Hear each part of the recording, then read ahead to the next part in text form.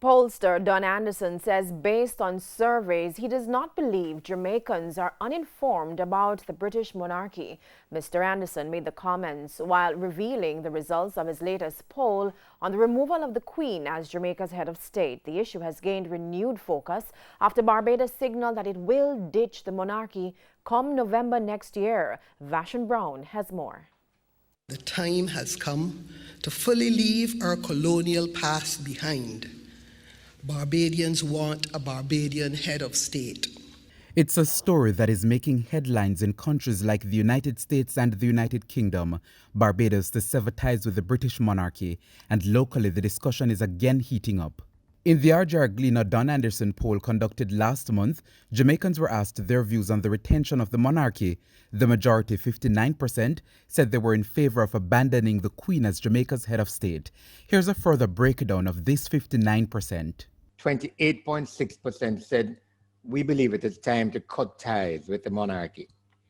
Another 17.3% said, we should abandon the monarchy. We are now independent. We don't need the monarchy anymore. 11.1% said, well, we don't benefit at all, and therefore we should abandon the monarchy. That's 11.1%. 0.9% who said that the government does not need any help. Then equally, 0.8% said, we have achieved without them. Why should we want to keep them? Interestingly, 33% said the Queen should remain as Jamaica's head of state. Here's a further breakdown of that number. It's comprised of 19.8% who said we should just retain the monarchy. No hard and fast reasons. 9.6% said we're better off with the monarchy. We should retain it as a result. And finally, 3.2% said the government of Jamaica is not capable of running the country. We need a monarchy. 8% of the respondents were ambivalent. Some have argued that Jamaicans do not know much about the monarchy, and so there's a need for public education. I think people may have a different perspective of what the monarchy means to them, but I don't see that people are uninformed about the monarchy to the extent that I believe that public education is necessary.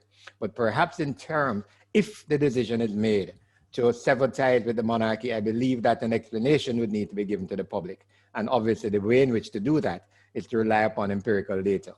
Guyana became a republic in 1970, less than 4 years after gaining independence from Britain.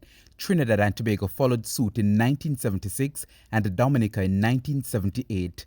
Vashon Brown, TVJ News.